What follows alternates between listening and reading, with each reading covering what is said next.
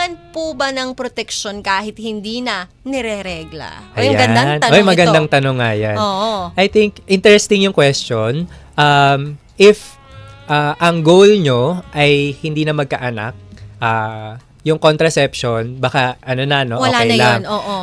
Pero ang goal ay Hindi magkasakit. yes, exactly, DJ May, no? So kung hindi ka makakuha ng mga sexually transmitted na disease, kailangan pa rin ng contraception. Lalo na yung condom. Kasi yung madalas, yung mga, mga sakit. Ano yan? Sa mga skin, sa contact sa balat, Skin. ganyan. Sa contact dun sa semen, no? Sa cum, diba? Ng lalaki. Ng mga lalaki or sa discharge ng mga babae. Babae. So, yun, kapag nagka-contact ka Sila. doon, yun yung magkakos ng sakit. So, kailangan pa rin kung Oo. yun yung goal nyo, no? Siyempre, yun yung goal, Yes. 'di ba? Yun yung goal kasi hindi ka na makakabuo. So, ang goal mo na lang to have a healthy life Yes, and agree. long life kahit na nag-e-enjoy kang makipagtalik, 'di ba? Mas maganda pa rin yung may protection ka. Yes, maganda ang protektado. True yan, Yes. Doc.